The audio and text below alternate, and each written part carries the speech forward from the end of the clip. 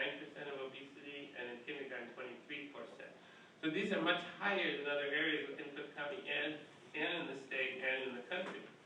I bring to you some data specifically from our work with District 89, the school district in Maywood, Broadview, and Melrose Park, and you see we've been monitoring them every year since 2013, and you see that the rates for U.S. rates for overweight and obesity, as you see, are 34 and 18% for the 6th grade. The rates in our district are 28% for obesity and 17% for overweight. And as I'll show you, if you add overweight and obesity, you have numbers like you see here. 51% of 6th graders are overweight or obese. 34% of kindergartners are overweight or obese within our district. Just for a visual understanding of the disparity, I compare the data from DuPage County, which is our close neighbors to the west.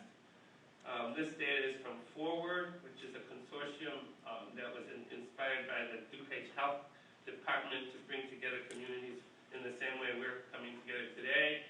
Their data shows that in 6th grade, there's 32.7% overweight or obese versus 51% in our area. So the disparities are very important.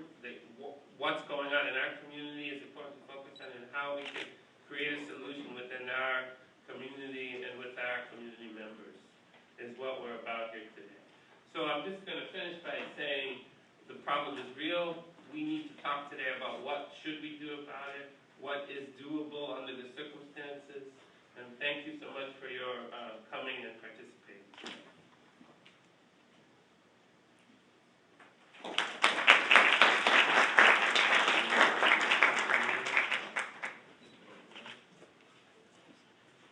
Thanks, Gary. We got one more set of slides before we get to the really fun stuff.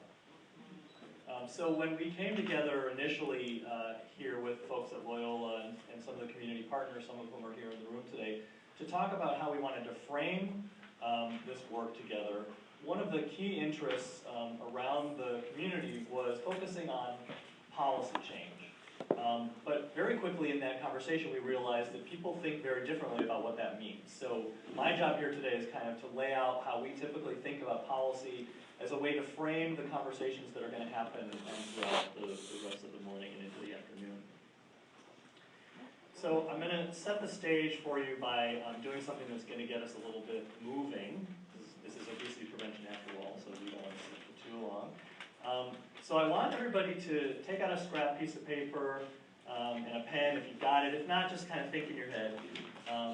And I'm going to ask you to think about one unhealthy or unsafe behavior you engage in. One thing you know you probably shouldn't do or you should change.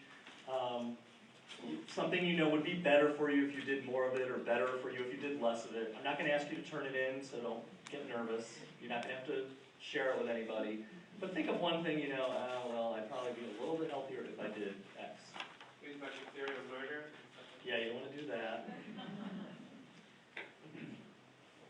Everybody got one? Not if you've got one. Yeah? Okay.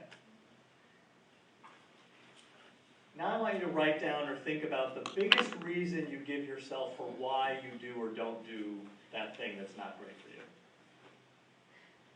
The one thing, you know you should do it, but you don't because, or you know you shouldn't do it, but you keep doing it because, what's the one reason you tell yourself? Got that written down or in your head? Yeah? Okay. Now I want you to stand up if you're the reason you listed, so thinking about that reason, stand up if the reason has to do with your knowledge about the effects of that behavior. You don't know that it's bad for you, or you don't know what's good for you, you don't know something about your knowledge. Okay, no one's standing up. So we all know, all right? If it's related to your attitudes about it, you don't care. You don't care about your health, you don't care about this particular behavior. Okay, still nobody's standing up. All right? I think you should say sit down. If it's related to your skills to change the behavior, you know what you should do, but you just don't know how to change it, or you know what you shouldn't do, but you just don't know how to change that, stand up. Okay, we got 1, 2, got a couple there, oh, 3, okay.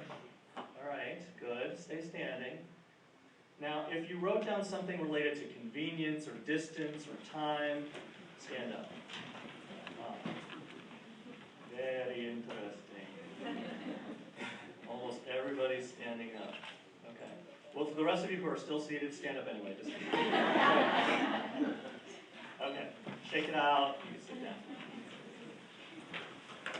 So, the question is, if most of what we do or don't do related to our health has nothing to do with our knowledge, nothing to do with our attitude, even not a whole lot to do with our skills, why is it that our traditional approaches to these things have to do with teaching people, trying to motivate or change attitudes, or trying to train people and give them new skills? That's been our traditional approach in obesity. And what we're learning is that these are not the primary things going on. They may be part of the problem, but they're probably not the primary thing. So the thing that helps us think about these different factors that contribute to our behavior, contribute to our health, this framework that we use at CLOC, it's called the ecological framework. And what this does is it shows us and reminds us that these risk or protective factors for our health occur at various levels of what we call social organization. So if you think about what you eat, for example, there's certainly individual level factors like what tastes good to you, or to some extent what you know about what's healthy or not. And a lot of that has to do with what food and beverage industries tell us are healthy for us, right? The classic story about all of us being convinced that orange juice is really good for us when actually it has just about as much sugar, if not more, than regular soda. So there are certainly influences that shape what we think we know, but there's factors that have to do with our knowledge, our attitudes, our skills. When you talk about kids in particular, you have to think about the family, right? Children, especially young children, they don't make decisions about, certainly not about what food's going to be in the household. They may try to make decisions about what they're going to eat at the table. They may throw it on the floor from their high chair if they don't like it. But largely, what they eat and don't eat is influenced by what the family does. Family resources, family access to food, family knowledge, family habits, etc. But if you talk to families that are struggling with obesity or struggling to put healthy food on the table, they'll quickly tell you it's about their community, that there isn't a lot of access to fresh, healthy food nearby or affordable, healthy, fresh food. Or related to physical activity, they don't feel that it's safe in their community to let children play outside or use the park next door, so they keep kids inside. So there's certainly community level factors that we have to focus on. And if you talk to community leaders about these things and ask, why aren't we changing these things, they'll talk about public policy and things at the broader societal level that shape our ability to change community environments. So things like, where do tax dollars go? Things like what laws are passed in Springfield or in Washington, D.C. that shape what kids eat at school or that shape the conditions of our parks. So this framework helps us to think about all of these factors across all of these levels. And the key, I think, well, here's another kind of way of thinking about it. This comes from the Centers for Disease Control. This is based on decades of evidence about what kinds of intervention work. And you'll see that what they pose here is that the bottom of the pyramid is where we have the greatest impact on health. So really it's this foundation of socioeconomics that really shape our health. But certainly counseling and education have something to do with it, but it's just really the tip of the iceberg. And then you move down clinical interventions, particularly for kids that are dealing with weight issues. They need to have clinical interventions, in some cases even surgery. Long-lasting protective interventions, which are still sort of clinical in nature, but get us a little bit further along the pathway. And then what we're really going to be focusing on today is changing the context to make individuals default decisions to healthy decisions. So when we put health into our environments, it becomes that much easier for kids and families to make healthy choices, to find healthy food if it's available, to be physically active if there are safe opportunities. So that's one of the things that we at CLOC really focus on, and one of the things that I think the local leadership group here was really interested in thinking about.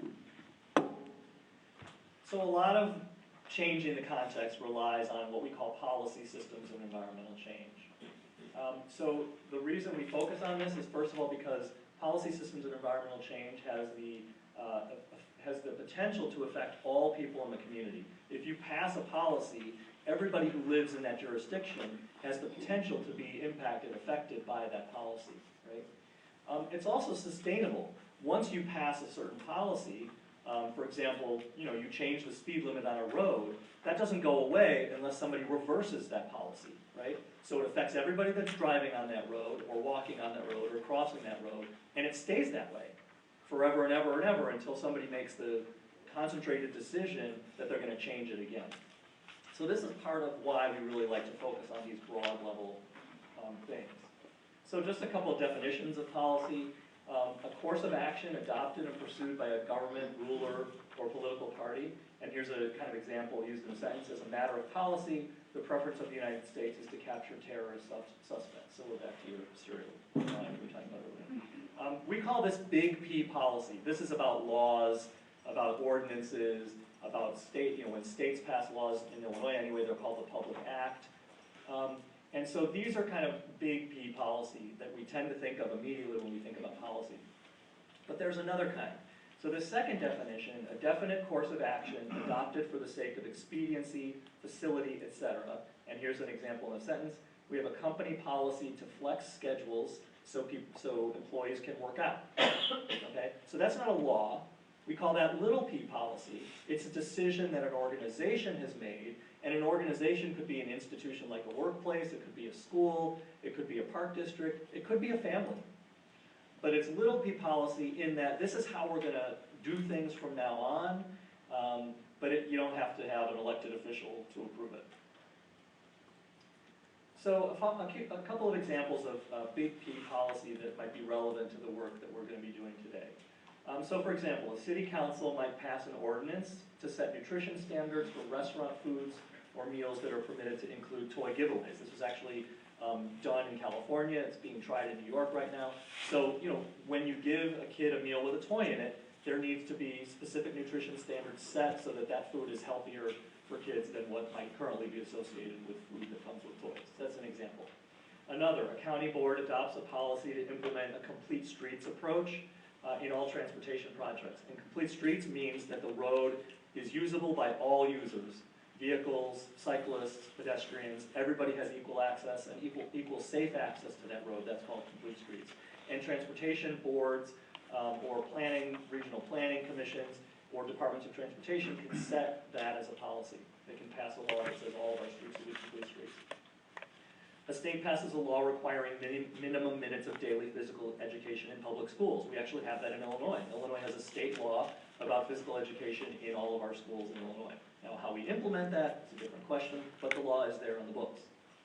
Or finally, the U.S. Congress votes to expand the federal match in the Farm Bill that is available for SNAP double value programs at the state and local level. So SNAP is what we used to call food stamps for those who grew up in my generation. And Congress actually did this. There's now an expanded pot of money that came through the Farm Bill so that if a farmer's market wants to provide double value to SNAP users, they can draw on a federal match to do that. They have to apply for it, but it's there. So these are all examples of big P policy that are happening in our country or around the country that can really make a difference. But what about little p policy? Here's some examples. A church sets a policy to include salads and or fresh fruits and vegetables in every meal it provides for the congregation. We all know people who go to church often get fed at church. Sometimes that food is really healthy for us. More often than not, it isn't. So a church could pass a policy that says from now on, we're going to have healthier food in our church meals. A school establishes guidelines for fundraising that limit or eliminate the use of low nutrient calorie dense foods. The USDA actually, or the Department of Education, along with the USDA, actually just passed a law that's requiring states to think about fundraising, and the state of Illinois is currently thinking about how it's going to implement this rule. So we will start to see changes in school fundraising policy. The YMCA sets minimum minutes for physical activity in all children's programming, even tutoring. So often at a YMCA program, if it's a tutoring program, kids go, they do their homework, and when they're done, they get to be physically active. So kids that are slower or have harder homework may not get any physical activity at all, even at a YMCA program. So CLOC actually worked with YMCA of Metropolitan Chicago to do this exact thing, to set some minimum minute policy so that all kids, regardless of the focus of the program, will get a certain amount of physical activity in that program. And then finally, a community-based organization develops a health committee to work with leadership on healthy policy initiatives that will make the organization a healthier workplace. So again, not big P policy, little p policy, but it affects everybody in that environment and is sustained until somebody reverses it or does something new. What about systems change? At the beginning I talked about policy, systems, and environmental change. So systems interventions are changes that impact all elements of an organization, institution, or a system. Some examples here: a shift in the way that an institution or a community makes decisions about policies, programs, and the allocation of its resources. Types of systems might include a school system, a transportation system, parks and recreation, or a park district as a system. And sometimes this takes big P policy, so sometimes you do have to have an ordinance or a public act. And other times it's little p policy, where the institution or the system is just making a decision. A couple of examples: the Department of Transportation decides it will prioritize pedestrian safety in all infrastructure projects. The Chicago Department of Transportation is actually doing this now. Every new project or every infrastructure improvement project has to think about and prioritize pedestrian safety. It wasn't a law, but it was a systems change for the department.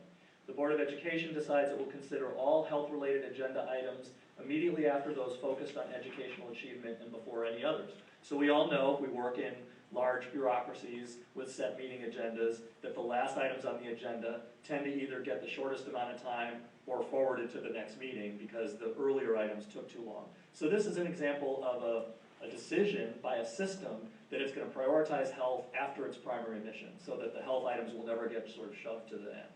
Just an example.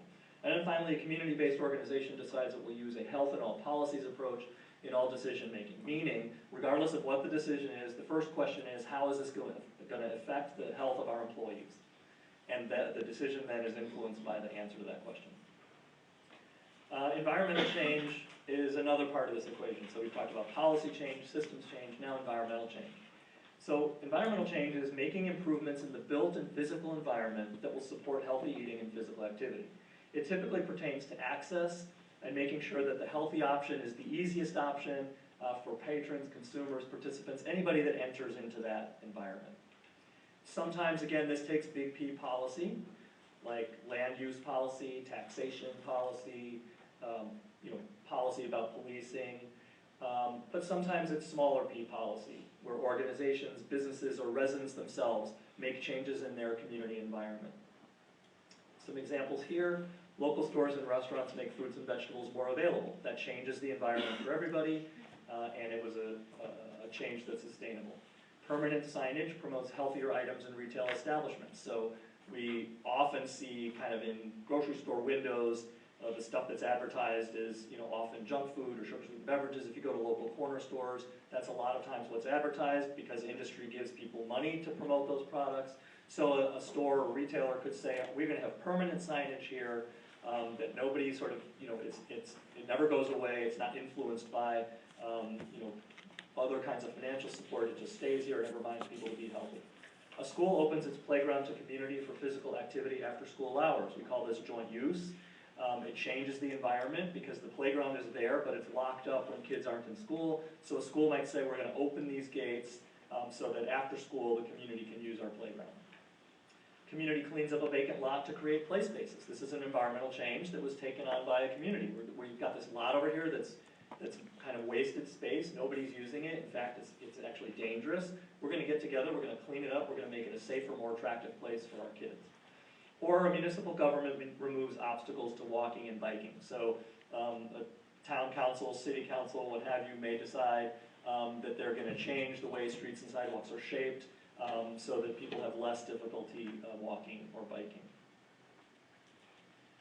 A couple things to consider when we think about policy systems and environmental change is that sometimes policy change can be considered to be top-down, especially when it's something passed by the state legislature or by Congress. We feel kind of disempowered and the government is telling us what to do.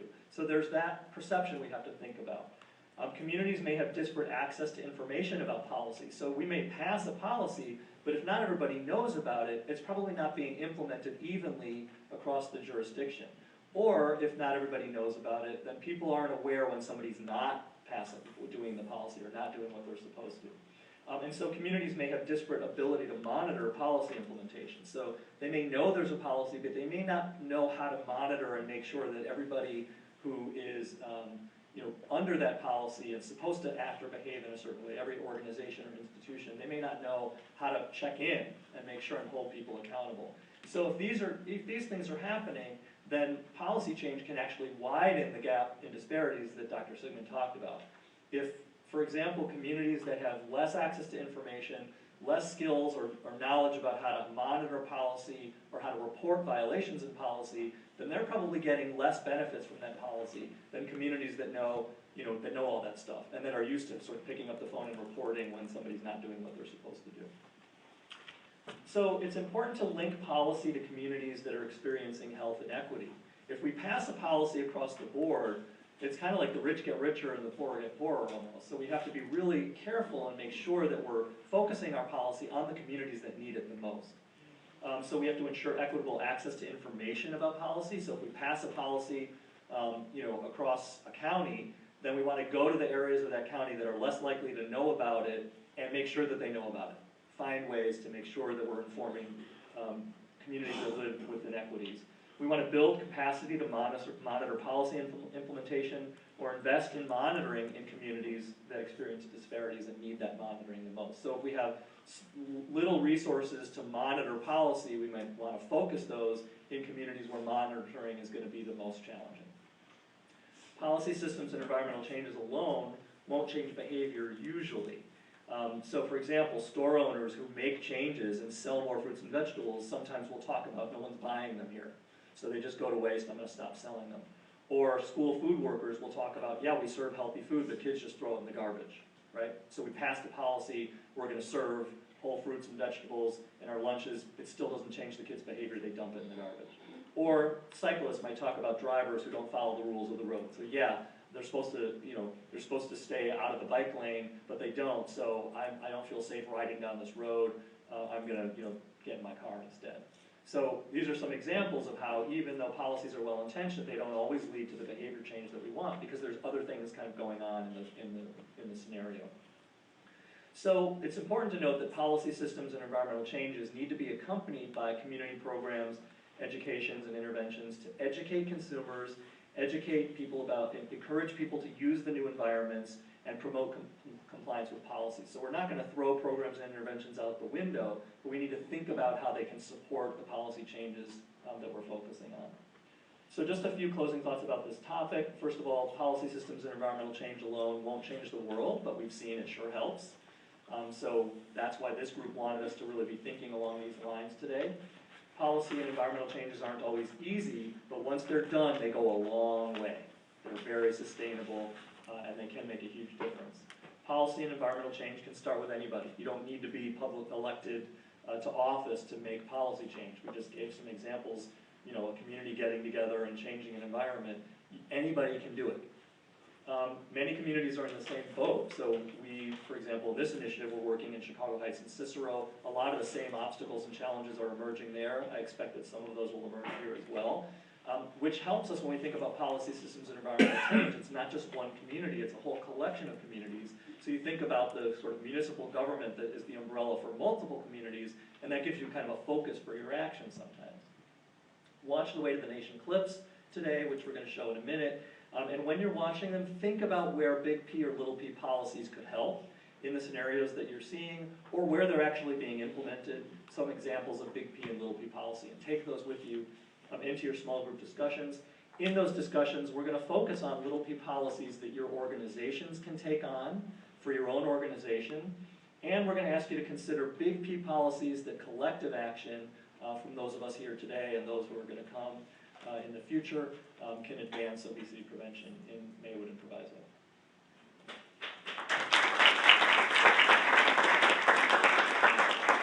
Here at Loyola, we like to practice what we preach, and so I'd like to ask you to stand up if you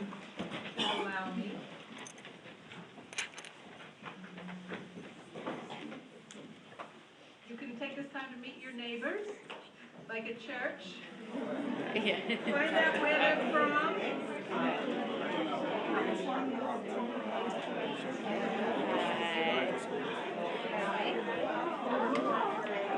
Scoot out here, use the restroom, and then also I'm Lorraine.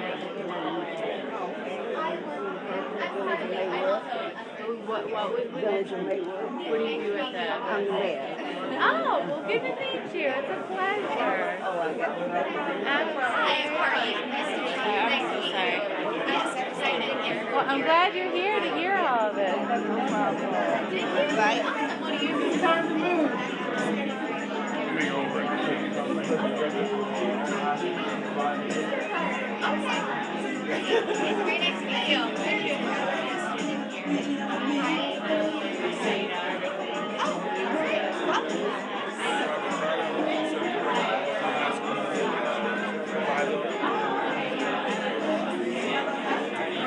My name is Tanya. I'm a Tanya Leader. How you doing?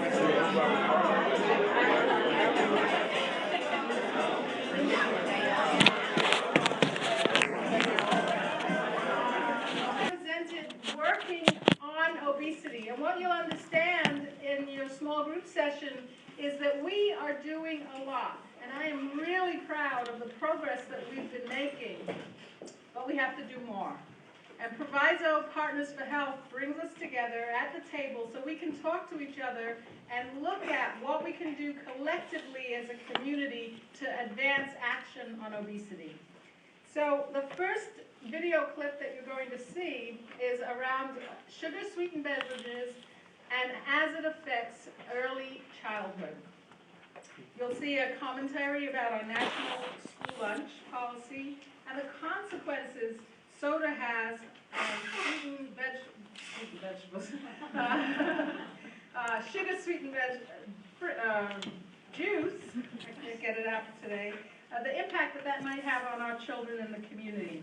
As you watch, what I want you to think about is what strides are we already making in the right direction in Proviso, and what more can we do? All right.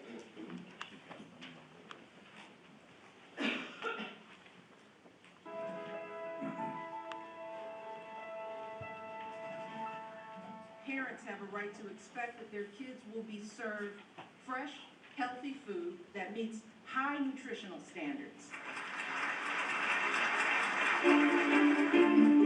Congress released a new spending bill last night that changes President Obama's plans to make school lunches healthier.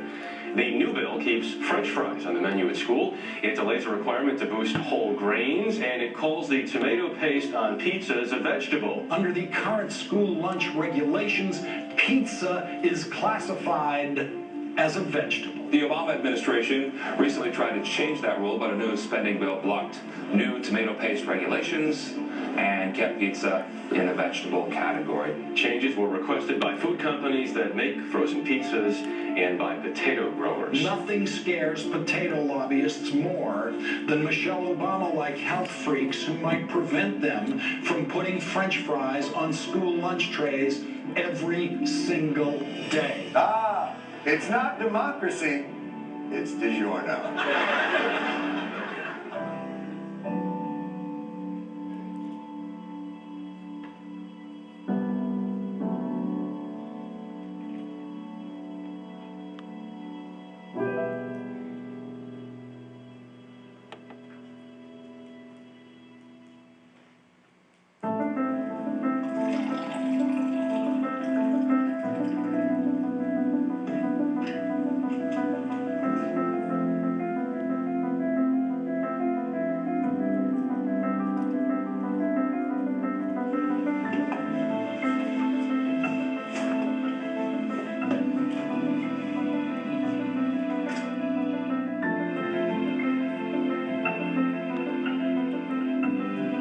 So Tara, I'm gonna have you come up here, come up on the table. Can you look all the way up, Tara? She has this kind of dark ring around her neck, and it's an indication she might have early signs of what's called insulin resistance, where her body can't handle the insulin very well, we need to figure out what she's eating that might be affecting her blood sugar so that we can actually start working more specifically on changes in her diet to bring down the sugar content. Tara, what do you usually drink at home? Orange juice, apple juice. Okay. Any soda? Drink any soda? Yeah, I used to. You used to. And then what happened? Now she told me stop drinking soda. Good. That is one thing you'll hear from a lot of us today is no soda. It's not so difficult to convince a family that soda really has no nutritional benefits.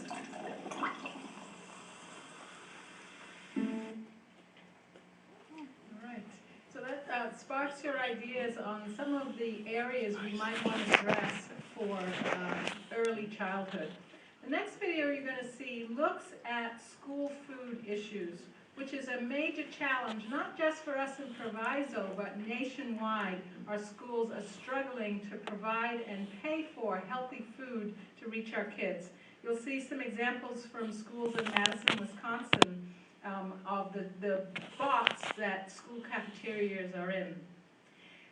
In Proviso, we have been really successful. In the elementary schools with our School of Nursing, we have a universal breakfast program. In the high school at Proviso East, we have a grab-and-grow lunch program that's been established in partnership with our ARMA providers and our School of Nursing. Right now underway, Triton College, Loyola, and District 89 elementary schools are bringing community gardens to each and every elementary school in Proviso.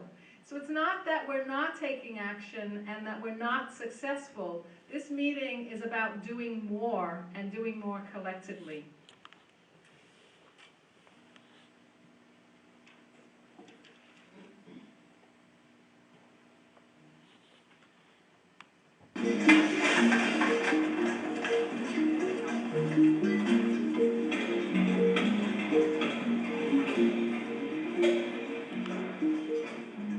As the childhood obesity epidemic has unfolded, it has forced a lot of people to really look carefully at the cafeteria to see how it has changed. Because there is a commercial interest, meaning that the cafeteria needs to be self-supporting, they have really been kind of put in a corner where they need to figure out a way to sell the most product to the students. And unfortunately, what they've done is really come to mimic a food court you might see in a shopping mall. So a lot of school cafeterias will have stations set up where children can buy chicken nuggets and French fries and, hot dogs and pizza. And all the typical foods that we think of as really being fast food and unhealthy food.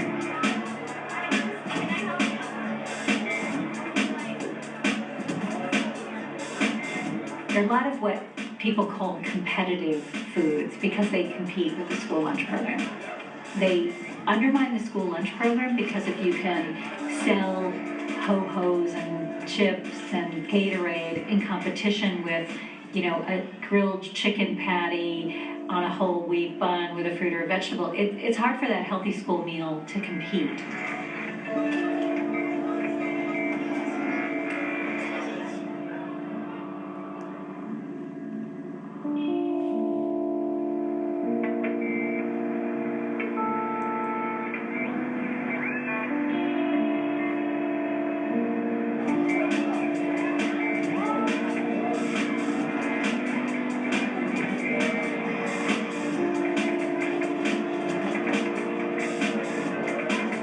Our school cafeterias are set up for efficiency.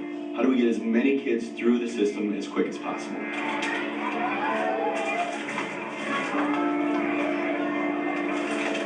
They don't have good food, they don't have enough time to eat.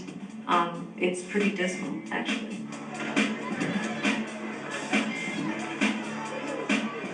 We see more attention problems, behavior problems, and just exhaustion because they're not well fed. I do not eat the school lunch. If I eat the food on a regular basis here, I gain weight.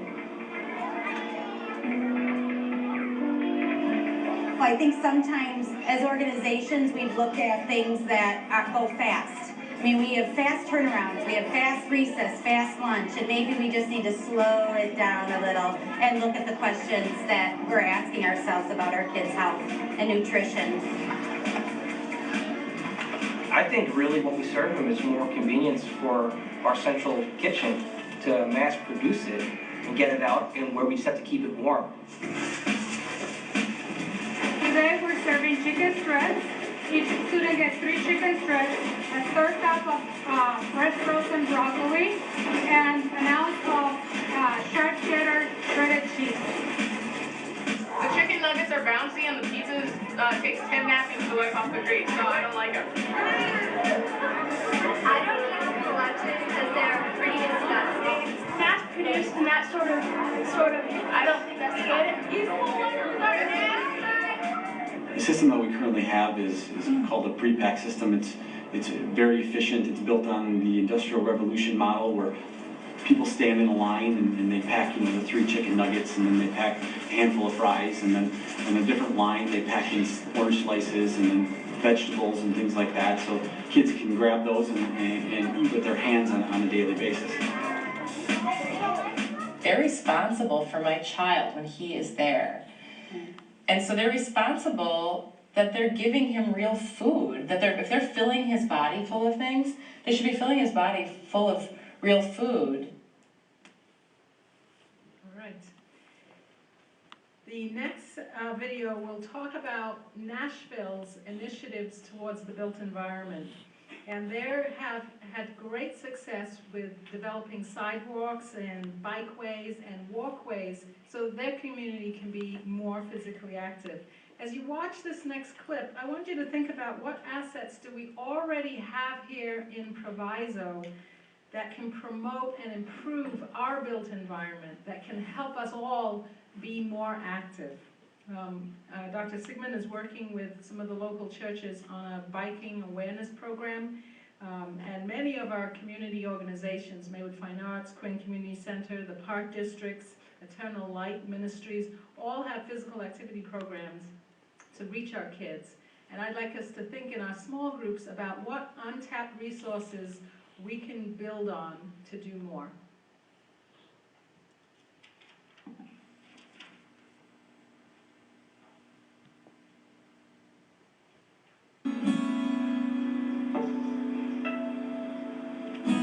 We have to invest in quality of life. People want to live in a city that's healthy, that's clean, that's walkable and bikeable, that's full of places they can exercise and enjoy fresh air.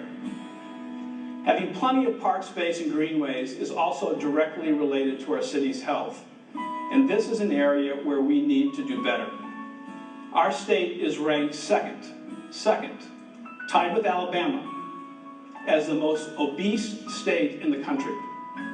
Tennessee also has the nation's 4th highest rate of overweight youth.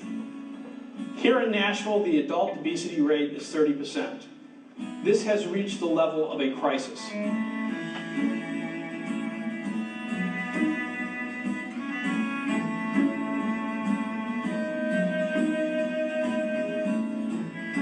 We know that to be healthier, we need to eat better and we need to exercise more.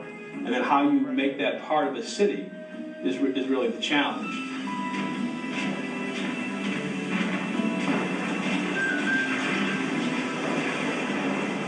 This building is being removed because the connector will be a complete street. It's a street that will have room for automobiles, but will also have bike paths and a walking way, and also public art. Helping to create an environment where people are in a position to walk more, to run more, and to bike more. We've gone to a lot more focus on sidewalks and bikeways and more pedestrian-friendly ways to get around. This is the first bikeway of this extent that we've implemented. And you're talking about a 26-mile stretch that connects Percy One to Percy Priest. This is going to be a major addition to our bike program for the city of Nashville. We're kind of excited about it. If you go back 10 years, we had roughly 7 miles, and now we're up to 130 miles. You're accomplishing the goal of getting people more active, but you're also accomplishing the goal of making the city a more desirable place to work, to visit, to live. What has happened with our greenways here is amazing. I could just take off on a bicycle and be gone, you know, and talk about freedom. That feels great. There's one barrier that I would like to see worked on, and that's more sidewalks. Right now, I walk on the shoulder, and it's, you know, it's kind of a crapshoot whether or not you're gonna make it. We're trying to dig out of 4 decades of not doing anything. When Mayor Dean got elected in 2007, he said, let's spend more money on sidewalks. This year alone, Mayor Dean's budget was $13 million. I think we'll see more people getting out and exercising. I just think it'll be wonderful, especially if they put it all around the whole block. It'll be great. All right. The next video clip will address community food access. And locally, we've been successful in creating community gardens. Several of the partners in the room worked with Loyola to establish some of the first community gardens at Maywood Drive and 17th Avenue. And we started with one garden where residents could come and grow and share the fruit and vegetables that they had. And this idea, this initiative just blossomed throughout the community. Right now we have gardens at the Maywood Park District, the Broadview Park District. Maywood Fine Arts has the Enrich Garden, that's growing and expanding each year. District 89 has gardens, and it's going to be working in partnership with Triton to expand community gardens in every elementary school. Pace School has gardens. The Quinn Community Center has small gardens, and there may be other gardens in and around the community that we're not even aware of. Gardens bring children and families together. They increase access to fresh fruits and vegetables, but they also build the social capital of our community. They're beautiful to see, to watch, and it's a way to connect with our neighbors. One thing I want you to think about when you watch this clip is to look at how we can increase community participation in Proviso around health. I also should mention we have corner store owners and managers here represented in Proviso Partners for Health. And think about their potential role in community food access in your small group session. Those are partnerships that we'd like to create, because all of us have a stake and a responsibility in addressing childhood obesity.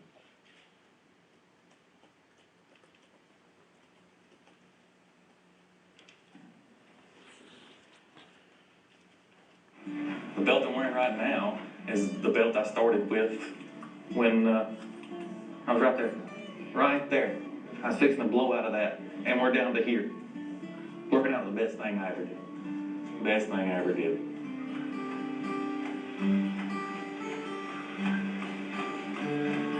This is the first year that we've actually seen a significant decrease in healthcare claims.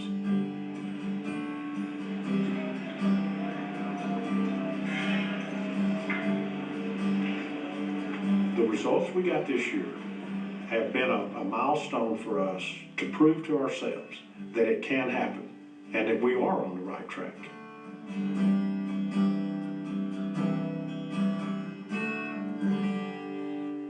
The most important behavior to change this epidemic is participation. It's the most important. If we participate with our doctor, we change things. If we participate with our school, we change things. If we participate with our neighbors, we change things.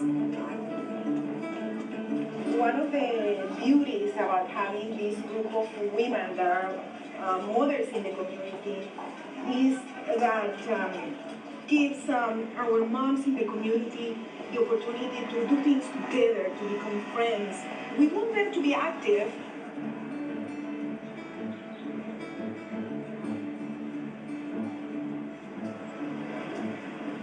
This is one of the most problematic areas in Santa Ana in terms of obesity. We have a lot of kids that are overweight here with no parks. There are no parks in this area whatsoever. In order to participate, to be part of the solution of this obesity epidemic, to participate, you have to feel that you have a value, that you actually can give something.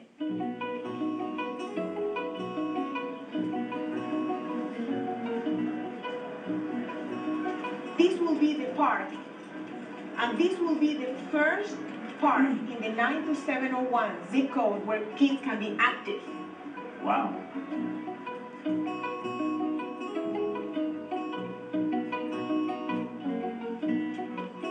Fueron 7 años 7 años para poder, para alguien puede ser un espacio tan pequeño, para nosotros va a ser la diferencia. Tuvimos que ir al concilio de la ciudad y esperar que aprobaran que se pudiera hacer este parque. Esperando hasta las 11 de la noche porque nos dieran la decisión de un sí. Las mamás con sus hijos, eso fue algo que se pudo escuchar la voz de la comunidad. It's astounding to me that in America we have to wait years and years to get a park for a community that is so deserving. The fact that Saraí has been involved, and today, Saraí is sitting at the table of the Santa Ana Building Healthy Community Steering Committee. And this woman that couldn't even articulate today is organizing this community. And she is my inspiration. The solution is in this group of people who are seizing control of the situation.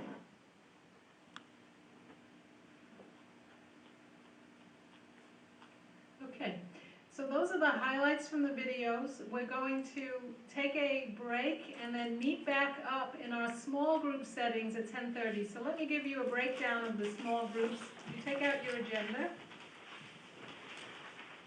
The early childhood small group, which will be facilitated by Amy Tuckelback, will be in 2512A, and you'll have a discussion there based on Big P and Little P policies that were discussed this morning. In your small group, you'll come up with an action plan. You'll have a facilitator in that room, a resource person, and also a note taker. It's your time to really share your ideas, your opinions, your suggestions, and for the movement of this Proviso for Health initiative. The school small group will be meeting in 2512B, and that will be facilitated by Ann Andrioni and Joanne Kuba. You shake your hands, guys, so they can follow. The physical activity and the built environment small group will be led by Gary Siegman. And you'll be in 2535A. And then the community food access small group will be led by Jim Whitehead. And you'll be in 2535B. After we go through that process that starts at 10:30, we'll come back, there'll be a working lunch. You'll be able to get lunch, and let me write down the room for lunch. Lunch will be in 2512A.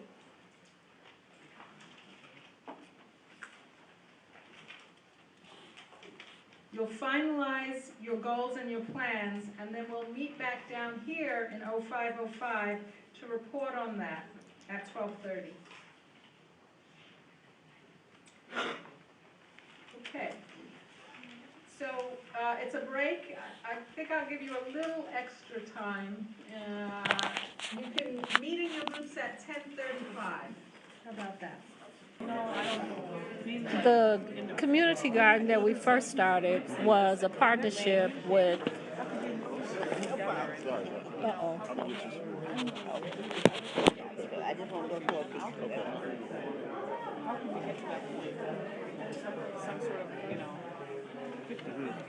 was a partnership that we started with myself, Lena at Loyola, the University of Illinois Master Gardener program, and Cook County. The work program that Cook County does, we're looking for a project, and they put the notice out to all these communities, and I'm the only one that responded. And so the program decided that they would come to Maywood. We would do a community garden project, and talked to Lena, and we decided to do this project where we had these young people that they paid during the summer to come out and grow the garden, and we went on a lot of different field trips. We included the environment, showed them how they could get jobs working, so it was really a work program. And from there, the other community gardens got started. And because our Prairie Path didn't have anything on it at all, I decided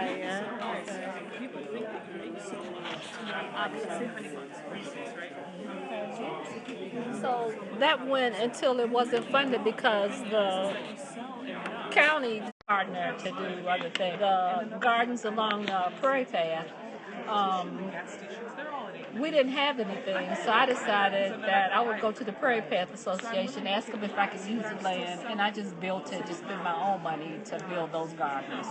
And so got the Prairie Path Association to ask some money to do First Avenue, to put that garden in because it was a gateway and they had a big production because they could get publicity and everything. But I maintain the gardens.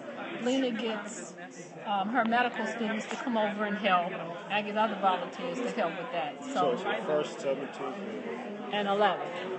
And other community gardens, the one that we started with the students, we finally got Broadview, and we partnered with them to do community gardens, and we finally got the Park District to take it over, because that's where it should have been in the first place. If they refused to do it at the Park District, it was a struggle trying to get the village and the rest of them to want to do a community garden. They was like, it's not going to be, it's going to be unsightly, we don't want to put it on our property, that kind of thing. So anyway. Wow. So you said this is the first time everybody has met? Yes. Since how long has the program been? This is the launch. This is to the day. Wow. Proviso for Health. We have a steering committee. We've been meeting since the spring, but that was community members, that was 15 people to plan this. But then we said, well, who do we want to invite? Why do we want to invite them? And what do we want to do after today? Right. That's where. And so this is where you formalize some goals and objectives and all that. Right, and the partnership. Proviso for Health is new. Got it. And we've all been working separately. So everything I mentioned was these people over here, these people over here, and now we're all coming together. Good morning, everyone. My name is Amy Tittlebach. I'm with the Seed a WIC program. They just kind of asked me to be the facilitator for this group. I could share a little bit about what we've done recently with the WIC program and encouraging healthy eating habits. But to get started, we were just going to go around the room. If you could just introduce yourself, your name, organization you're with, and then anything that might have shocked you from or that you have in your mind from the documentary from this morning that kind of stands out.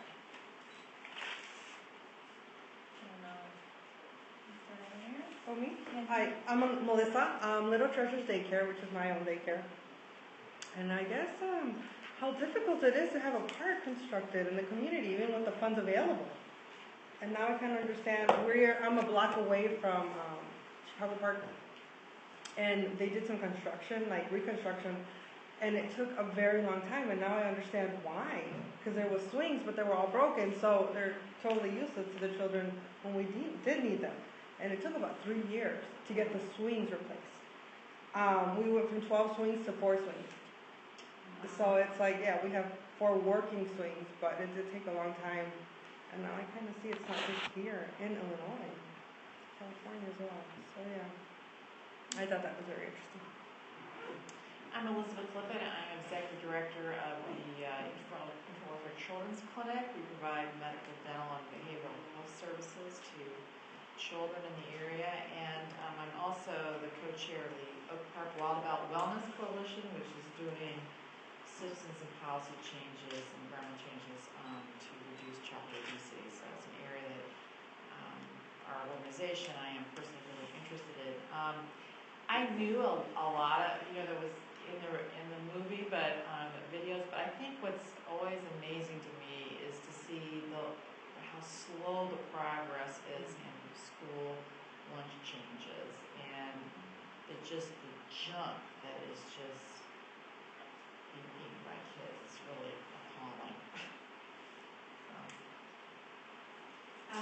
My name is Saida Khan. I'm part of Loyola University. I'm a public health student, a grad student here. So one thing I was really surprised from watching this video, I guess, was slow changes, as previously mentioned, with the parks and with the school lunches. And I mean, growing up and going to school here too, I mean, I grew up with a lot of people eating junk food and constantly junk food being served around me. So it just really appalls me why we can't do anything and how slow the healthier foods. And I did introduce myself earlier, and being with the WIC program, we see that often in the office, like sugar sweetened beverages. That's one big thing that we're always counseling our moms on. We did just make the change for only offering skim or 1% milk to our children over the age 2, so that's the next step for us for offering healthy options for our clients. So overall, I was interested in seeing what is offered to kids in the schools too. They really need to make some changes with that. Hi, I'm Lorena Vaughn with the United Way of PK Club, and there are two things that struck out to me. One that wasn't really presented in the movie, but I saw the part about the school lunches, being unhealthy.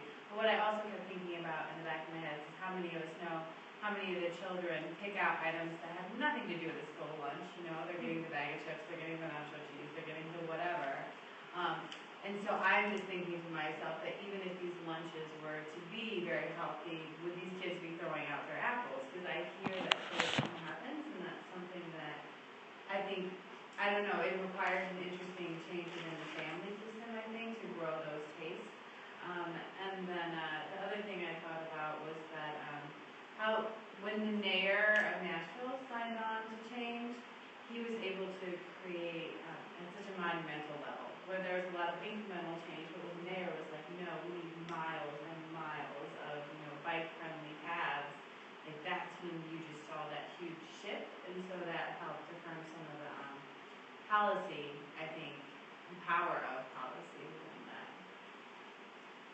My name is Liz Strain, I'm the health educator at Flock. I've been on since July, and actually before that I was a health coordinator for our Head Start program, so I'm quite familiar with early childhood.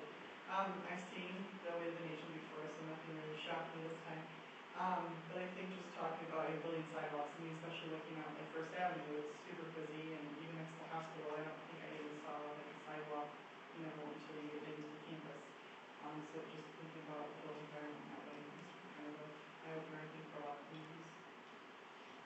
Hi, I'm Tom Browning. I'm with the Illinois Action for Children.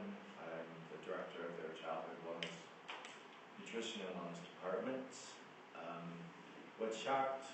Two things shocked me. I forgot how disgusting school lunches could look. I'm not a big ketchup fan, so my stomach was like, ugh. And then I saw the mayonnaise and I was like, ugh. So anyway, that was just my reaction. Like, thank God I'm not in high school anymore. And then my second one was with the not having the sidewalks.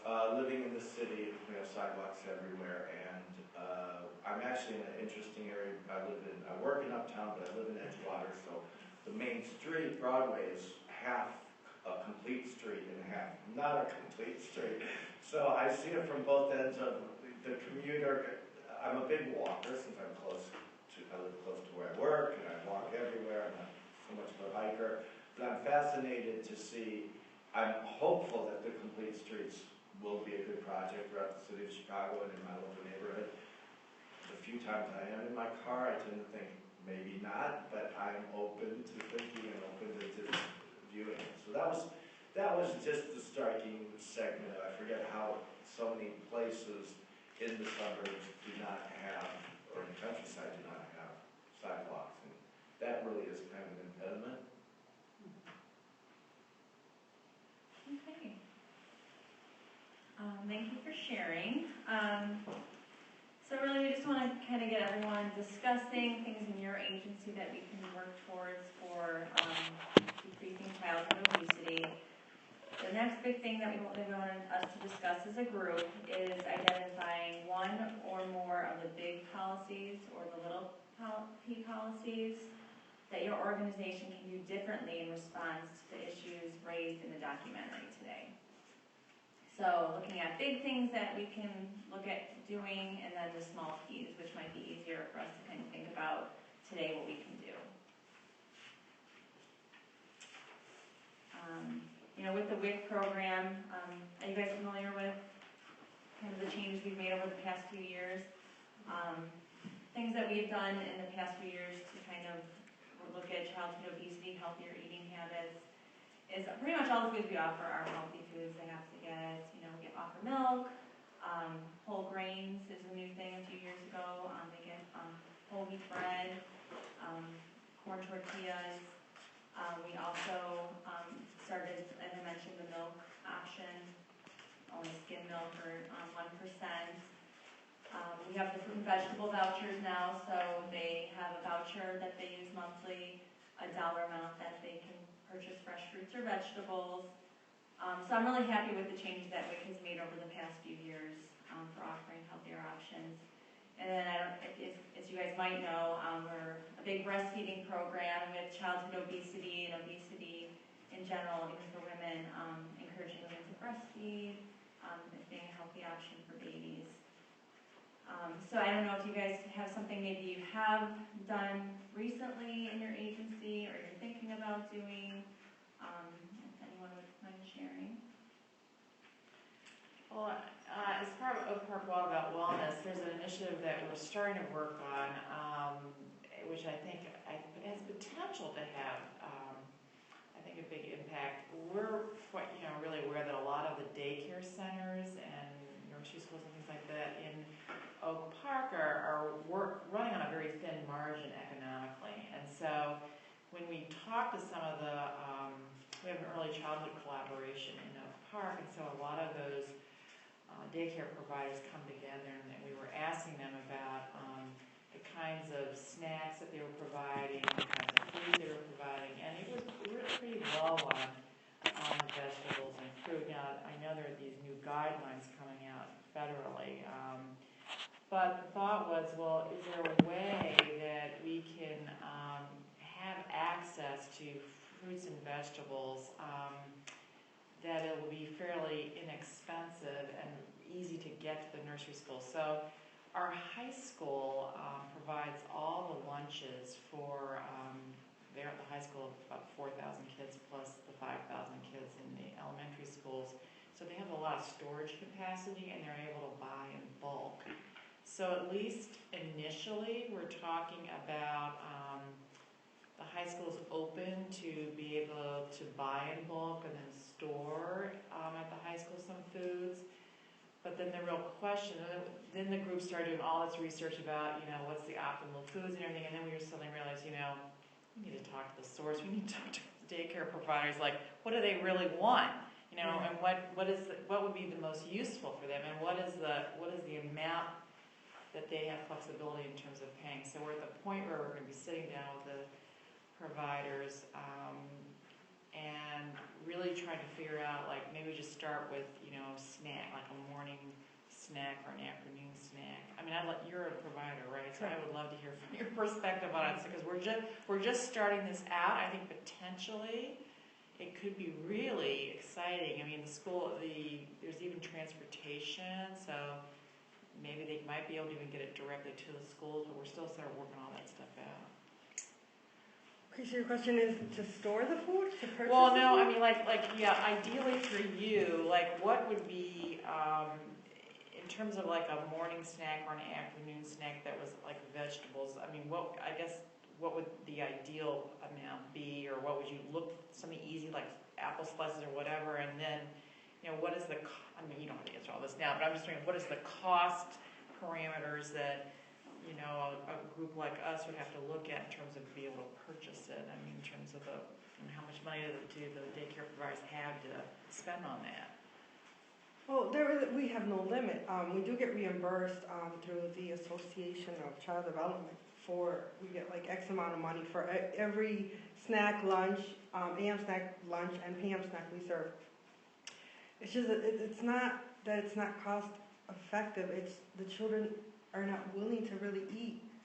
Like I can give them apples and they're fine with it, but if I give them melon, they're like, oh no, I don't want that. They won't eat it. So we're really limited as to what they'll eat, because I can give them all the healthy I want, but if they're not going to eat it, I mean, it's totally useless. They're not going to have anything all morning until lunchtime. That's where and it starts at home. It starts at home, because if the parents aren't introducing, certain things to the children, it's really hard for me to push it, because it doesn't work. I've really tried it. There's certain meals where they're like, I'm not even going to look at that. We do the broccoli and they're like, I'm not trying it. I'm like, try a little. And they'll lick it, don't like it, and they just put it to the side. corn, potatoes, and that's what a lot of Hispanics, that's what my community is, and the children I care for are all Hispanic. Potatoes, they'll have them any way. I can fry them, I can bake them, I can puree them, they'll love them. But if I try to introduce something that they don't really get fed at home, it's like they won't even consider trying it. And it's like, I think I need to like get to the parents so that at home they can make changes and we can work together. But it's really hard because these parents I work with are low income, very hardworking. They have really bad schedules. They get home and it's like something quick, and I think that's where they run into the McDonald's. They run into anything that's fast, and you know, this is a meal, and let's move on. You know, they get ready for the next day. Do you think, we have a health educator at the clinic, and she's been going out as part of our portable dentistry group. She's been going out to schools and doing with the kids an oral health and nutrition workshop, and she does a lot about sugar sweetened beverages, and has, you know, the examples, and asks the kids to guess how much sugar is in each one, and the kids are always just like, oh my gosh, I had no idea. So do you think that kind of workshop for parents would be helpful at all? Where they I believe it would. I think anything at this point would be helpful with the parents in my community. Any like literature we can get out there, I think that would be really beneficial. I mean, I notice now this school year, every day the children come home with a little baggie with 2 slices of zucchini one day. They came home with a habanero pepper once. I was like, what are you going to do with that? You can't try that on your own, please. You know, make sure your mom watches you when you try that one. Cucumber slices, a couple carrots, and little Ziploc bags. And I was like, you see, I had you try that over the summer and you weren't interested. Well, the school gave it to me. So, okay, it's going to taste better, right? Because the school gave it to you. Like when you get home, you know, maybe your mom wants to make something, throw it in a salad, and you can try it.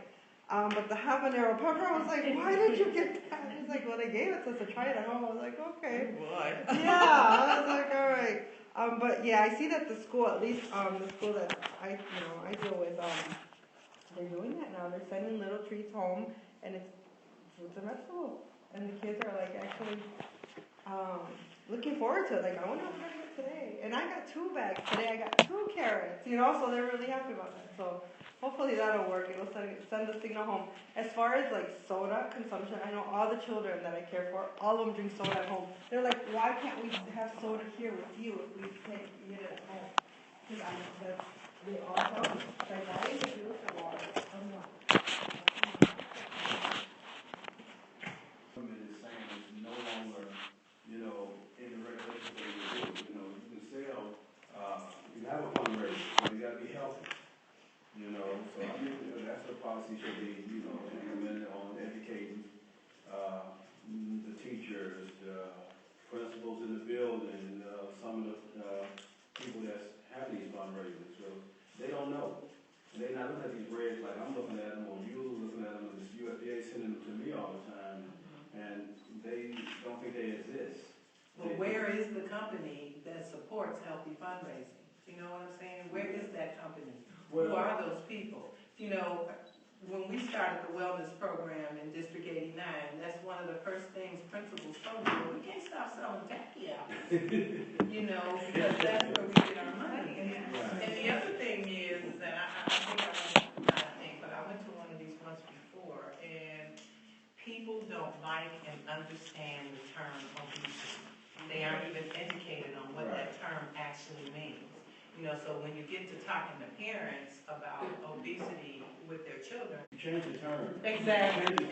Not obesity, it's healthy choices. Exactly. You know, Exactly. So change the term on how you talk to parents and how parents accept what you're doing. It's healthy choices. Yeah. You know, and anytime I'm talking to any parent or whatever, how I've been educating parents and students, healthy choices. You know, I know you don't understand why I'm saying this here, but it's healthy choices, and you see it. If you see vending machines now in schools, it's mostly baked stuff now because the companies have realized that the guidelines have changed. You cannot sell regular Flaming Hots that kids love to buy cases of them. And I sold out cases of them last year. Now I sell baked because that's what the USDA guidelines tell me to do. So we have to educate not only ourselves, but we got to educate everybody to get a policy out there to state that it's not obesity. Right. It's healthy choices, and let's create a policy to state that these healthy choices is not only there to exist because it's something we think we want to do, it's something that we have to do. You know, we want students, we want parents to be, you know, more educated on that. If you talk to a parent, and I have talked to her, and I talked to a parent a few weeks ago, she came to see me about things her child needs. He's a freshman. And we had a good conversation, but I explained to her when she was on the phone call me, said, Mr. Carter, I'd like to talk to you. You know, because my child is eating certain things or whatever, you know. I said, okay, come on in my office. At that time, I got the menu, I show it to you, I tell you what we do. But she wasn't educated. And after she left my office, she was more educated, she was more humble to what I was saying, and she understood where we were going. Because they do not get some of these things that we have. She didn't have a computer to understand, like going in and Google something or whatever. She said, I don't have that. So I gave her that choice by showing her, Googling, went on USDA, showing how the changes is, and she was like stunned. I printed some stuff off for her. She was like, oh, this is what it is, this is the new change, and this is how it's going. And were there concerns related to some of the changes in the school lunch? Correct. It was some of the changes that we implemented that's going on, and it's not, and I try to let people know, it's not Mr. Carter making these changes. It's not Mr. Carter doing all these different things. I got a regulation I need to follow that comes down that's sitting on my desk saying this is what you have to do.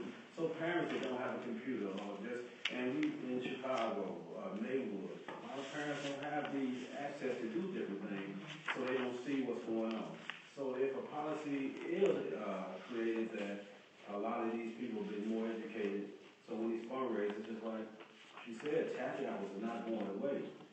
But there's somewhere out there that this caramel on these taffy apples can be different. It's somewhere out there. I know it is, and we just have to figure it out. And just like you said, these companies that's selling these things to these fundraisers, they need to understand that the regulation schools have changed. It's a big difference now. Right. Ms. LaPorte.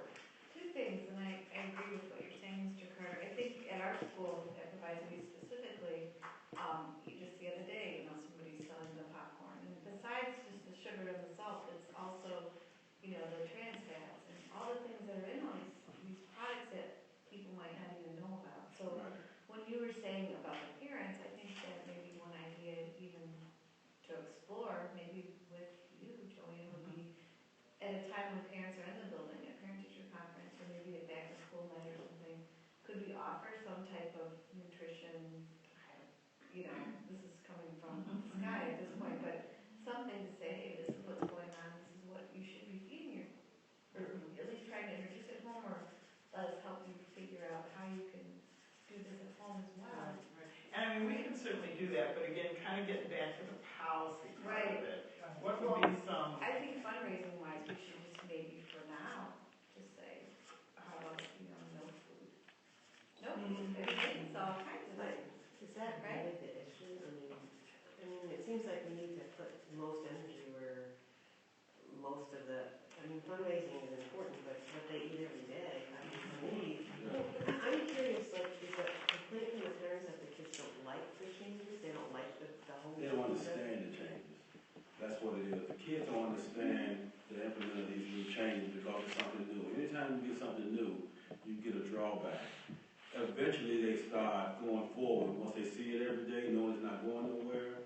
So then the drawbacks start being lesser, you know. The complaint is they don't like the new food. Right. Well, that's the big complaint. But it's not going nowhere. Her big complaint was that the child did not understand what he was getting and what he was eating because she wanted to know what he was getting, and he'll come in there and grab a piece of this whole grain. She didn't understand what that whole grain mean and what it was because she didn't have that clue. It's not a regular pizza that you serve at Domino's or whatever.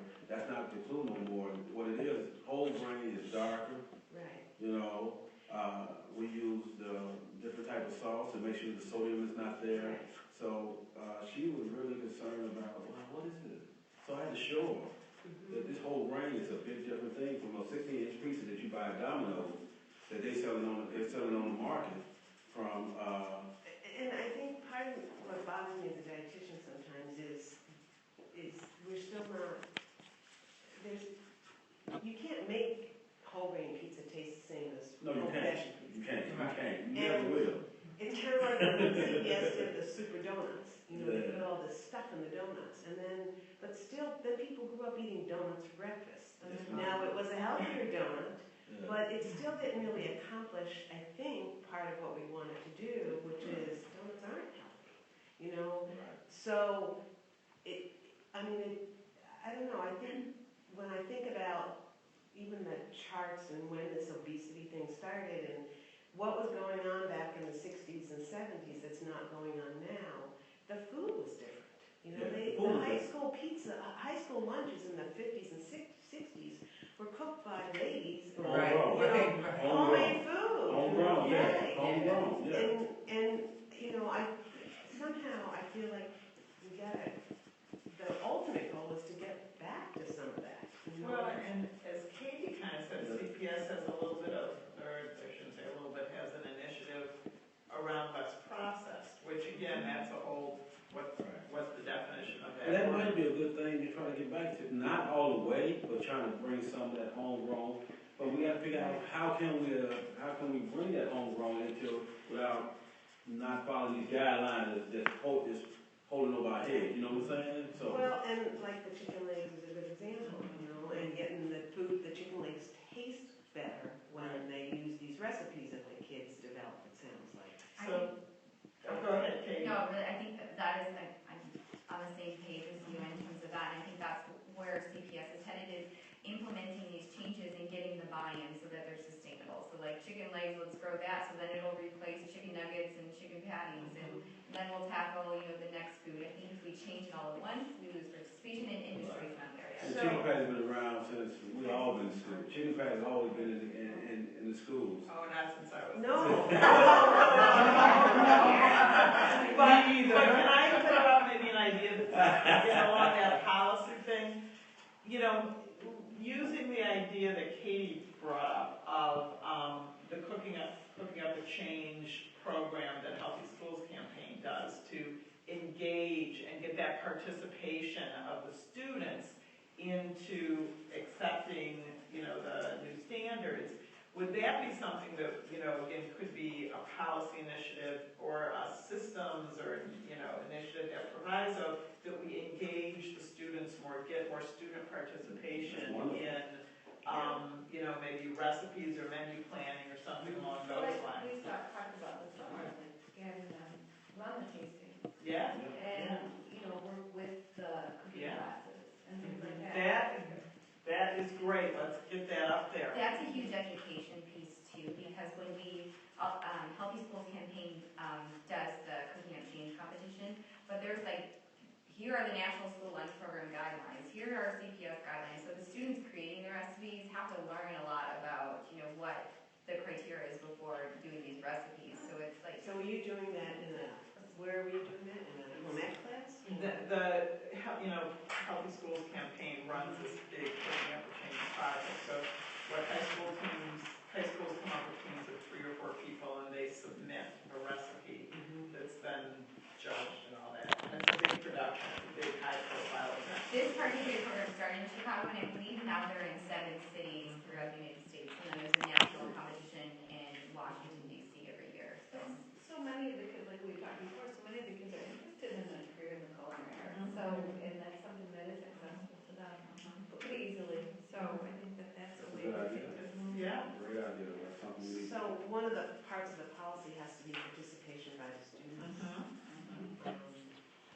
We kind of hear around on my team at Chicago Public Schools as well that maybe there are a lot of students that aren't into culinary arts and they're not going to develop recipes, but maybe they can be involved in things like this. We haven't gotten here yet, but in terms of naming of recipes, artwork for the menu, marketing, that are all of those business club at social media. Yes.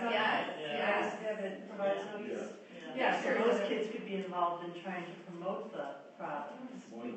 Yeah, we worked with a group in Chicago, and they were doing, the class was around social democracy, around the democratic process. And they took on the project of changing the lunch program, because this particular school had a really dismal lunch program. But the students participated on every level in I think to keep it very simple, if when educating, if we made educating popular, like it looks different. That education could look different to an athlete, someone in the arts. What I mean by that, if you had a student that had an initiative with the food program and an athlete was tied into that because it did things to the body. You're educating by letting the general mass know this particular athlete eats this because that athlete gets this result, or this particular songster who's in the entertainment business actually loves this, and this is why the energy level on stage, energy level during touring is just prolonged because I actually buy into this. So you're giving education and you're making the education popular. You know, kids love popular. If it's popular, the education is popular. How do we make it popular? It has to taste good, but then it has a result. I'm actually tuned into it because this particular ingredient does this to the body. We had a program like that in District 89 when we started the wellness programs in the schools. And we had a program called Breakfast for Champions. And we brought firefighters in to talk to different grades to explain to them how important it was to eat healthy because, you know, they carry 60, 70 pounds of fat. So that was a great initiative for the kids. And then tasting. I mean, tasting, it's good for you, but it has to taste good. There are substitutes out here that it's not salt, it's not sugar, it's actually it's not. Yes, it's a substitute. So you have to buy into what they want that taste. What can we provide to make it taste good, but it's not ABC. Right. It strikes me that what we're talking about besides education is engagement. Right. That's essential. Right. Mr. Carter, do you think it would be helpful and feasible to encourage a parent such as the one that approached you and kind of encourage her and maybe other parents to get involved as well? Yeah. I think it's great. I mean, we need more parents involved because you look at the video when they was trying to get that part. Without parents, just in there, that live there, you know what I'm saying? Because I can't do it alone. And everybody in school can't do it alone. Joanne, she can't do it alone. We need to have more parents' involvement to come over there and help, to kind of guide some of these actions that are going on and some of the new guidelines that's happening, so they can support their district or wherever they're at to make a difference. And Katie, can I ask you to talk about what CPS, how CPS has engaged parents? The Executive Food Service Director for CPS has done a great job, and she has invited parents, and there are parents who have reached out and been very vocal, and she's picked on, of course, the teachers, so strategically in different areas of the city to get a good mix, and they're actually invited. So by invitation, they're on the parent. Carbohydrate foods, then it creates a habit for that child, and when they grow up, of course, if I go into a 7-Eleven as an example, and I do a blind study or a pilot study, and I have a bowl of fruit at one side of the counter, and I have tons of Snickers and etc. at the other end, well, I'm almost sure that a family that's been reared to eat sweets and sugar all the time, they're going to reach for the Snickers. When I come back a month later, the apples and oranges are still going to be there. So I believe that the real impact is predicated on the education that we provide to parents who themselves may not have been educated on how to eat, and this filters down. Prime example is that when we look at the economy as it relates to families that don't have the necessary monies to go into a Whole Food or go into a Pete's or a farmer's market, well, we may ridicule families for going into Aldi's and we see their buggies full of potato chips and all of these unhealthy ingredients. But the question becomes, where would they go on the income that they have? And unfortunately, they eat what is available to them. Now, it creates a hazard, of course, but at the same time, as we look at what you talked about in some of your film work as an example, on how do we make a real impact by trying to educate families, going into the household perhaps, inviting them to this roundtable setting, educating them on how to become the indigenous person to provide this outreach, because there's only so much we can do from an academic perspective or from a pilot program or research perspective. But who's going out and hitting the concrete to help these families advocate for themselves on how to eat well, I think is real important. Absolutely, yes. My program is just like going to 40 because I just started with Loyola School of Nursing and we're in the process of planning educational sessions, but I want to talk about what you said is empowering communities to teach each other. I'm also on the American Heart Association My Heart, My Life committee, and one of my projects is to train people how to do cooking demos for their simple cooking with heart recipes, which are all budget friendly, low sodium, low cholesterol. So actually at our next meeting, I'm doing a demo so that people can kind of see, okay, it's not intimidating to do a demo for a group of friends or at my church where it's really fun. So if anybody would be interested in coming to that meeting, or I could hold a workshop to train people in anybody's organizations. The Heart Association was given grant money to do these demos and then give away the cookbooks, teach about the website that has all of the recipes that, again, are budget friendly and heart healthy with videos on the website. Okay. So it's teaching people, you know, how to cook simple recipes that are budget friendly. So if we could even work with the store and do a demo at the store, and maybe you could try to have the ingredients to make the recipe one time, see how it goes. Like, there are a lot of resources available, so I'm so excited that everybody's together at the table. And I would be more than happy to come to PLCCA or the church or anywhere to train your outworkers, your communities, teach other people in the communities. Thanks, Mary. This speaks exactly to what you were talking about. How do you start that cycle? And then start it without the barriers that are perceived to be barriers that, no, we can't do that because it's too expensive. Okay. But maybe you can, and it's not too expensive if you know how to do it right. And that I think that's where the resources here in this room. And the partnerships between that and the business community of doing a demonstration in a store with the ingredients that are already there that are affordable. It brings people into the store. It highlights the store. It compliments the store for their outreach and what they're trying to do for the community. And it brings the educational component in as well. So these partnerships are how we get things done, I think, Laura. I think we missed some opportunities in our community.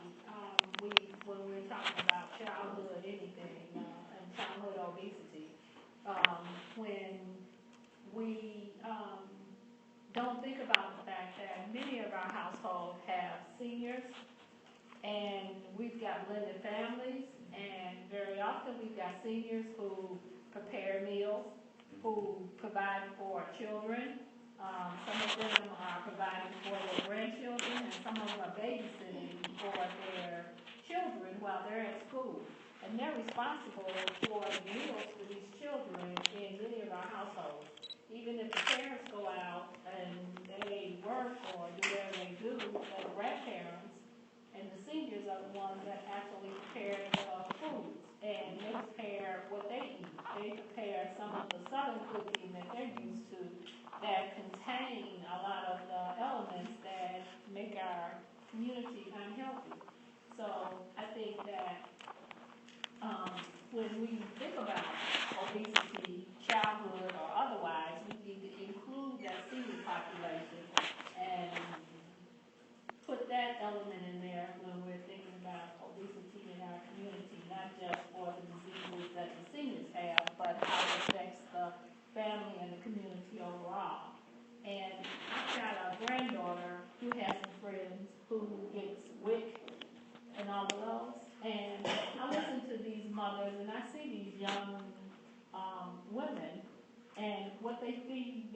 kids. They get their WIC, they go and buy all these cereals because they need to spend these WIC dollars or however it is.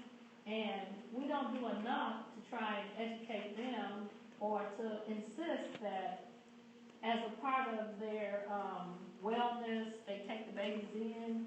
The doctors that they take them to need to be a part of the whole solution of while they're babies, educating these young mothers and making sure that these babies get the nutrition that they need. And at what point do they start eating fruits and vegetables? If the parents are buying cereal and those kinds of things. So the very bottom and the very top, we need to get those and not just in the middle. Excellent point. Thank you.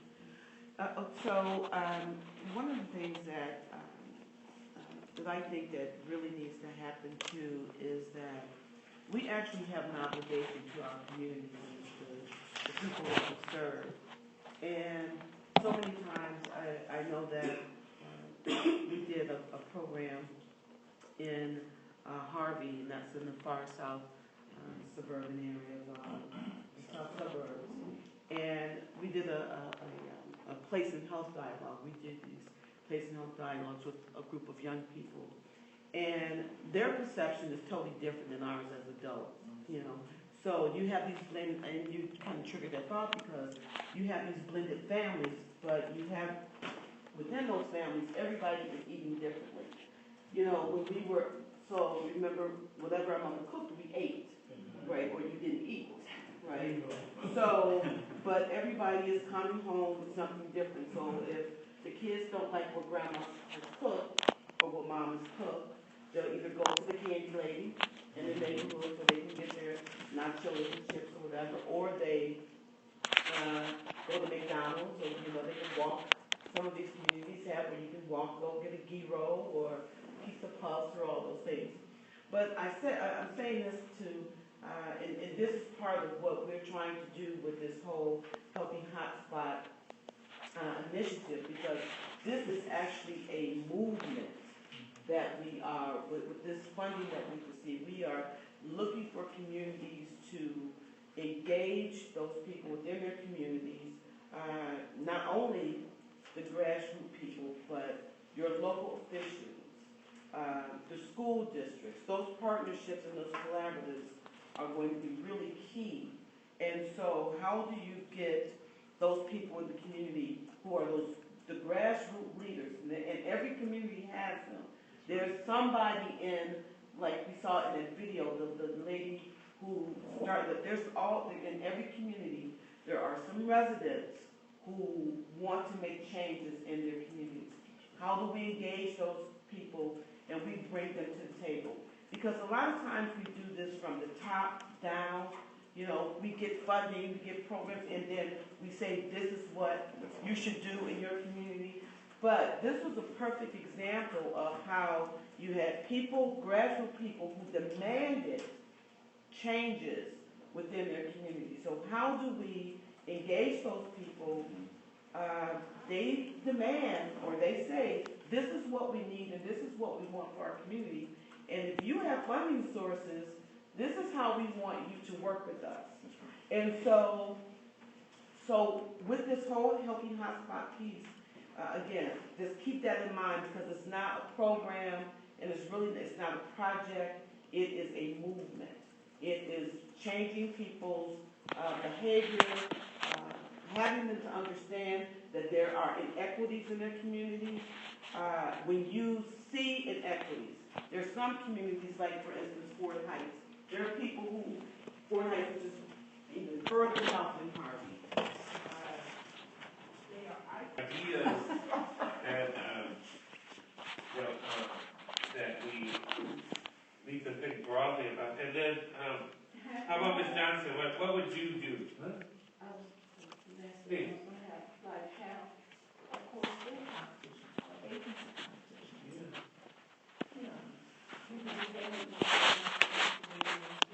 Not outside of like football, basketball, softball.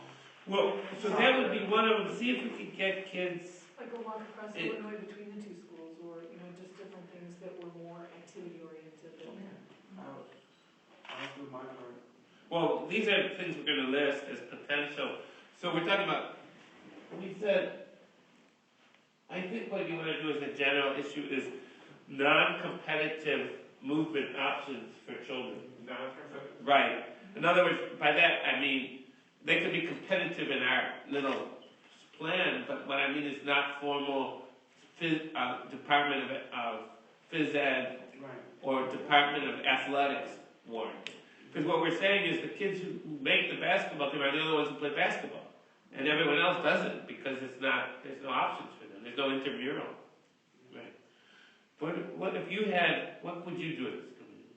Well, I think, as Cheryl mentioned, safety is one of the greatest issues. Right.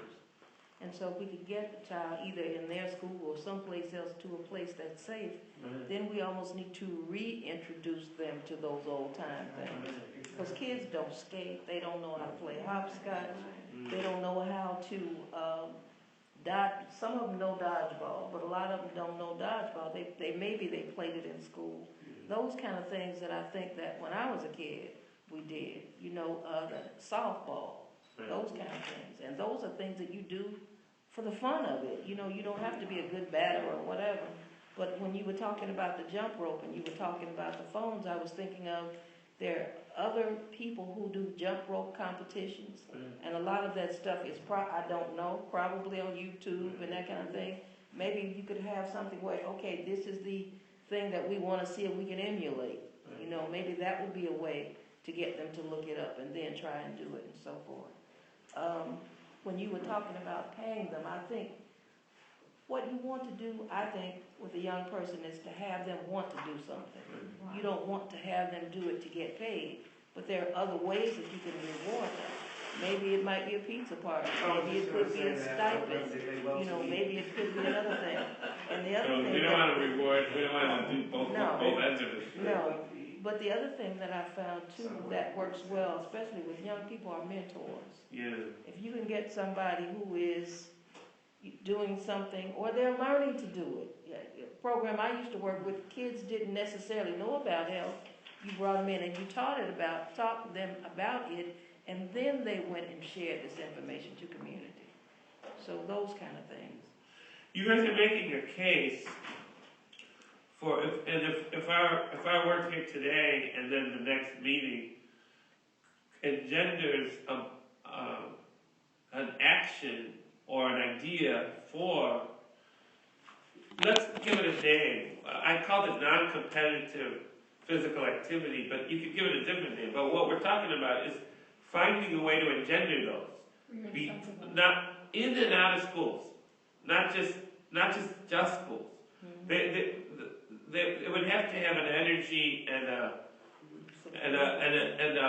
mentorship and a direction from some entity outside the school to work with the school and outside the school. It could be like a council on non-competitive movement for kids, local kids. It could be a consortium for that as a start, and then you're starting to brainstorm more concrete things beyond today we're just talking about at a wish level.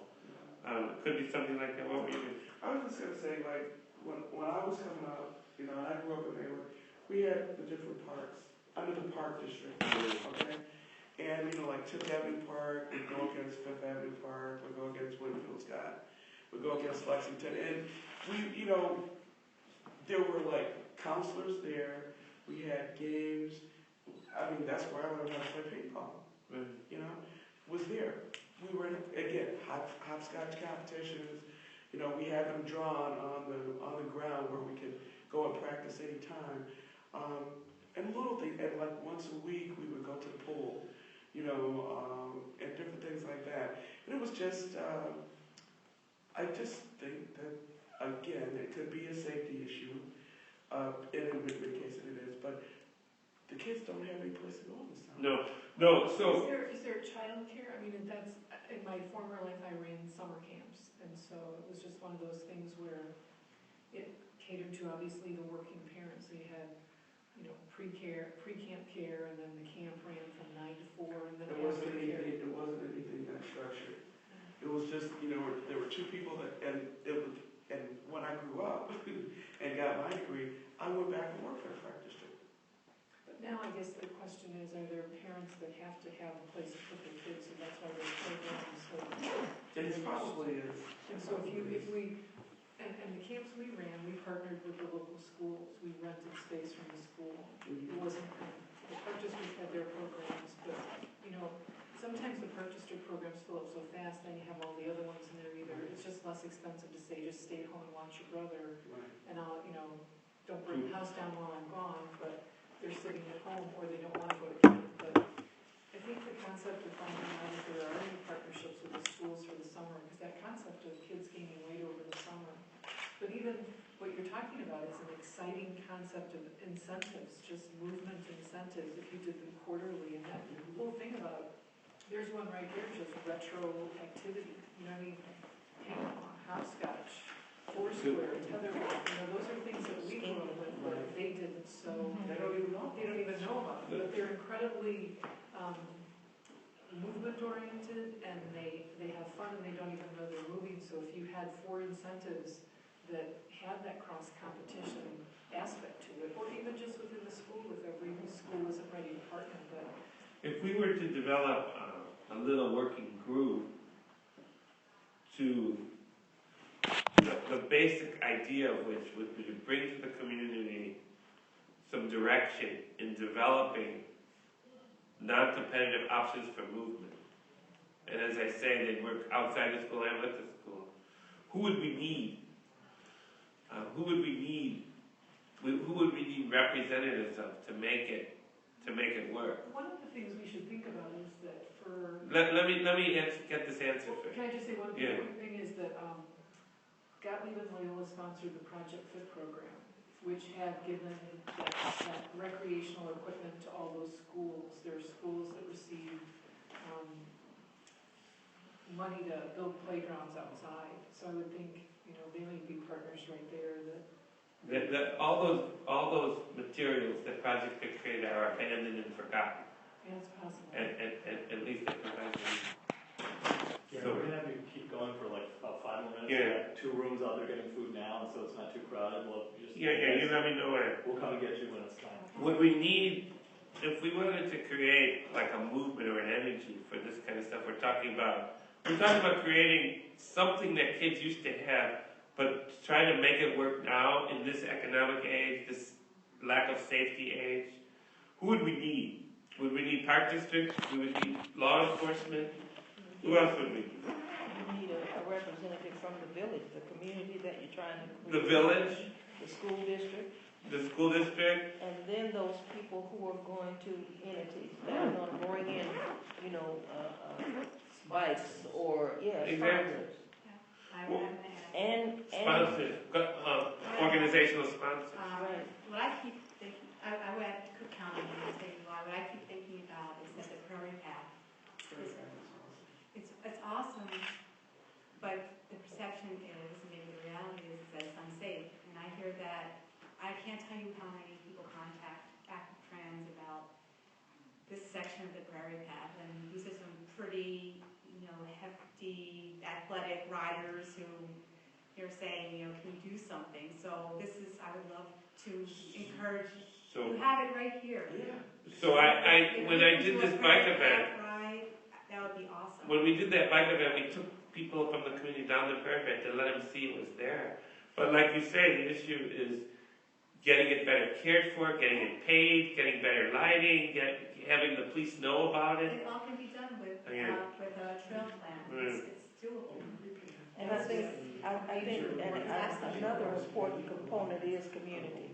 Those people whose children will be taking part, utilizing these things, getting them to understand what it is you want to do and getting them buy-in. And when you were talking about a name, a thought came to me. If we're talking about naming something for children, why not let them give us a name? Take this before a group of young people and say, this is what we want to do. What would you call it? You know, and that might get people. So don't you think that local churches should be involved? Because they could provide a lot of, let me ask you a provocative question. If we created an event for all the kids in the community through such an organization, but we wanted it advertised in all the different churches, could that be done, or is there too much, like, lack of cohesion. No, I think it depends on the church and how they do things, but I think that they would advertise it. I don't know how. Right. Whether it would be on a bulletin, on an announcement, you know, that kind of thing. It would depend upon the church and how they do their business. Right. Well, do you know if any churches have representatives, either pastors or lay people, who are already concerned about this, and we should bring them into this? Yeah, I think most of them are, don't you? Mm-hmm. Yeah. So it sounds like churches need to be kind of involved. That's definitely another way to touch it. Yeah, like if I were gonna do, like, you could create, as one of the many projects that such a council creates, say you did a Maywood Bike Day. Just as a symbolic thing. Mm-hmm.